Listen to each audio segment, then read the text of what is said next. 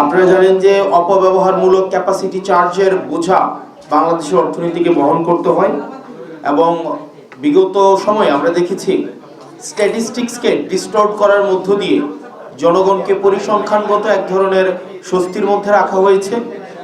মূলত অর্থনীতির যেই চিত্র সেটি জনগণের কাছ থেকে বিভিন্ন সময় হাইড করা হয়েছে, লুকানো হয়েছে।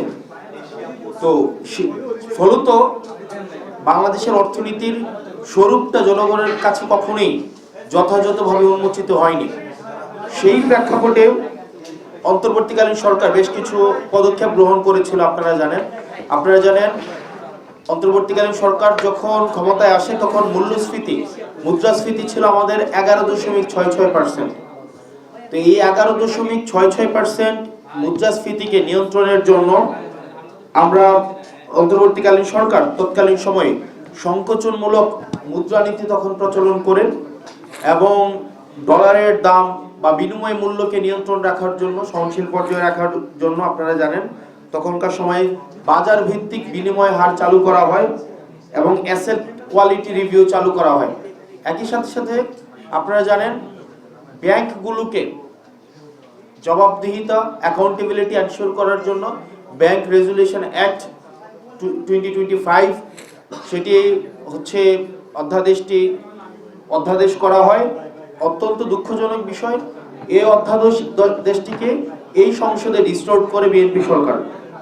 এবং আপনারা জানেন 2025-26 অর্থ বছরের বাজেটে আমরা ওই সময়ের বাজেটে অন্তর্বর্তীকালীন সরকার যে বাজেটটি দিয়েছিল সেই বাজেটে আমরা দেখেছি অবকাঠামোগত উন্নয়নের তুলনায় মানব সম্পদ উন্নয়নকে সেক্ষেত্রে প্রধান নিয়ামক ধরে চেষ্টা করা হয়। কিছুক্ষণ আগেই বললাম এই সরকার যেই অর্থনীতিটা পেয়েছে উত্তরাধিকার সূত্রে, এই অর্থনীতিটা হচ্ছে একটা লুটপাটের অর্থনীতি। এই অর্থনীতিটা হচ্ছে একটা ক্যাপাসিটি চার্জ নির্ভর একটা অর্থনীতি, যেখানে ব্যাংক ঋণের হচ্ছে খেলাপির পরিমাণ 30%-এর বেশি। এই সার্বিক বাস্তবতায় হচ্ছে এখনের বাজেটটি হচ্ছে উপস্থাপিত হতে যাচ্ছে, যেখানে আমাদের মূল টার্গেট হচ্ছে কর্মসংস্থান কেমন হওয়া উচিত, শিক্ষা খাতে বরাদ্দ কেমন হওয়া উচিত, আমাদের ব্যাংক খাতের যেই বিগত দীর্ঘ 17 বছর ধরে সেটি পরিবার কেন্দ্রিক হয়েছে, সেটি লুটপাট করে একটা নির্দিষ্ট শ্রেণীকে উপকার ভোগী করেছে, সেটির থেকে কিভাবে ব্যাংক খাতকে উত্তরণ ঘটিয়ে এটি জনগণের হাতে ফিরিয়ে দেওয়া যায়, এটি ব্যবসায় নির্ভর এবং একটি স্বনির্ভর একটি ব্যাংক খাত করা যায়, সেটির একটি রূপরেখা, একটি অর্থনৈতিক পরিকল্পনা। একই সাথে আপনারা জানেন যে অন্তর্বর্তীকালীন সরকার যেই অর্থনৈতিক প্রশস্তের একটি স্বরূপ জনগণের সামনে উপস্থাপন করে, সেটি থেকে আমরা দেখেছি বিএনপি সরকার আশঙ্কাজনকভাবে সেটি থেকে পিছু হটে। যার একটি উদাহরণ হচ্ছে আপনারা যদি দেখেন বাংলাদেশ ব্যাংকগুলোকে কিভাবে বাংলাদেশ ব্যাংকে যেভাবে হচ্ছে সেখানে একজন গভর্নর নিয়োগ দেওয়া হয়েছে, যে প্রক্রিয়ায় নিয়োগ দেওয়া হয়েছে সেটি আসলে আমাদের অর্থনীতি পরবর্তীতে কোন দিকে যাবে একটি আশঙ্কাজনক একটি পরিস্থিতি, একটি উদ্বেগের সৃষ্টি করে অর্থনীতি নিয়ে যারা খোঁজ খবর রাখেন তাদের মধ্যে। একই সাথে আমরা দেখতে পাচ্ছি সাম্প্রতিক ইসলামী ব্যাংকের যে বিষয়গুলো আমাদের নজরে পড়ছে সেটি অর্থনীতির জন্য স্বস্তিদায়ক নয়। সেজন্য ব্যাংক খাতের প্রভিশন ঘাটতি, যেটি ডিসেম্বর 2023-এ 193 বিলিয়ন টাকা থেকে ডিসেম্বর 2025-এ 1914 বিলিয়ন টাকায় পৌঁছেছে, মাত্র 2 বছরে 9.9 গুণ বৃদ্ধি পায়। কর জিডিপি অনুপাত এখনো এশিয়া ও প্রশান্ত মহাসাগরীয় অঞ্চলের অন্যতম নিম্নতম পর্যায়ে, যেটি হচ্ছে মাত্র 6.7%। সরকারি চাকরিজীবীদের বেতন কাঠামো, যেটা 2015 সালে লাস্ট আমরা দেখেছি বেতন কাঠামো হয়, আনুষ্ঠানিকভাবে পুনর্বিবেচনা হয়, এর পরবর্তীতে কিন্তু এখনো পর্যন্ত আনুষ্ঠানিকভাবে কোনো পুনর্বিবেচনা করা হয়নি। 1,40,00,000 মানুষকে স্মার্ট ফ্যামিলি কার্ডধারী বলা হলেও সেক্ষেত্রে এই 1,20,000 কোটি টাকা প্রত্যেক বছর লাগবে।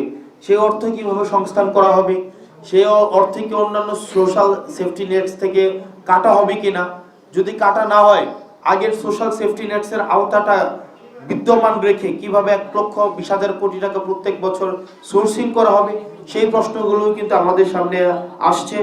এবং পরবর্তীতে জ্বালানির যে ইস্যুটা, পরবর্তী বাংলাদেশের আমরা যদি কর্মসংস্থান নিশ্চিত করতে চাই আমরা জ্বালানি স্বনির্ভর হওয়ার রূপরেখাটা আমরা কি আসলেই পাবো কিনা, নাকি আমদানি নির্ভর জ্বালানিটা থাকবে। কর্মসংস্থান পরবর্তী বাজেটে কি ধরনের কর্মসংস্থানে কি ধরনের বিনিয়োগ রয়েছে, শিক্ষাতে কি ধরনের বিনিয়োগ রয়েছে, স্বাস্থ্য খাতকে কতটা প্রায়োরিটি দেওয়া হয়েছে, নাকি আবারও স্বাস্থ্য খাতকে এমন একটা জায়গায় নিয়ে যাওয়া হবে যেখানে আবার স্বাস্থ্য খাতের সাথে সংশ্লিষ্টদেরকে বিদেশে যেতেই প্রণোদনা যোগাবে, সেটি একটি বড় প্রশ্ন আমাদের সামনে থেকে যাচ্ছে। এই সার্বিক বিষয়ে আমাদের এনসিপি আমাদের বাজেট প্রস্তাবনা আজকে আপনাদের সামনে উপস্থাপন করবে। আমাদের এই বাজেট ছায়া বাজেট টিম দীর্ঘ 2 মাসের বেশি সময় ধরে আমরা বিভিন্ন স্টেক হোল্ডারের সাথে কথা বলেছি।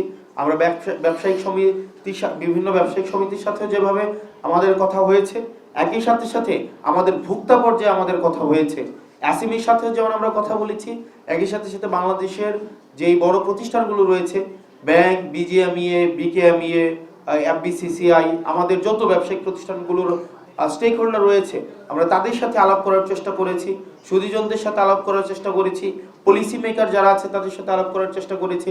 প্রত্যেকটা স্টেক হোল্ডারের সাথে আলাপ আলোচনা করে, অর্থনীতিবিদদের সাথে আলোচনা করে, ব্যবসায়ীদের সাথে আলোচনা করে, ভোক্তা পর্যায়ের সাথে আলোচনা করে এবং সার্ভিস প্রডিউসার এবং সার্ভিস কনজিউমার আমাদের এই 2 পর্যায়ের সাথে আলোচনা করে কেমন একটি বাজেট হওয়া উচিত সেই জায়গা থেকে আমাদের ছায়া বাজেটটি এখন আমাদের ছায়া বাজেট টিম থেকে উপস্থাপন করা হবে এবং পরবর্তীতে আপনাদের যদি কোনো প্রশ্ন থাকে সেক্ষেত্রে আমাদের ছায়া বাজেট টিম সেটির উত্তর আপনাদেরকে দেবে এবং আমাদের এই টেবিলে দুই পাশে আপনারা দেখবেন স্ক্যান করে আপনারা বাজেটটি আপনারা জানতে পারবেন।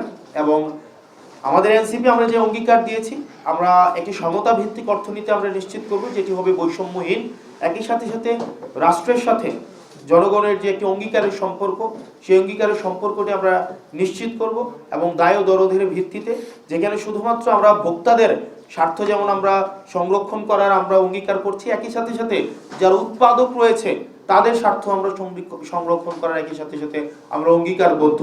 আমরা যারা ট্যাক্স দেয় তাদেরকে যেভাবে ট্যাক্স দিতে আমরা উৎসাহিত করব, এটি বলে যে ট্যাক্স হচ্ছে রাষ্ট্রের সাথে আপনার একটি কমিটমেন্ট, আপনি রাষ্ট্রের প্রতি কিভাবে আস্থা রাখেন, একই সাথে এই ট্যাক্সের অর্থ দিয়ে যেভাবে রাষ্ট্রের বিভিন্ন পরিষেবা উৎপাদিত হয় যেটি সাধারণ জনগণের দোরগোড়ায় পৌঁছে দেয়, স্বাস্থ্য শিক্ষা থেকে শুরু করে বিভিন্ন সেবামূলক কার্যক্রম যেভাবে আমাদের রুলিং হয় সেটি যেন জনগণ বান্ধব হয়, জনগণের জন্য হয়, সেটিকেও আমরা নজরদারিতে রাখব যেন এই বাজেটের যে অর্থটি বরাদ্দ হবে প্রত্যেকটি পয়সা যেন জনগণের কাজে ব্যবহৃত হয়, শুধুমাত্র সংখ্যাভিত্তিক নয়, নাম সর্বস্ব সংখ্যা নির্ভর, পরিসংখ্যান নির্ভর, গাল সর্বস্ব কোনো বাজেট আর দেখতে চাই না।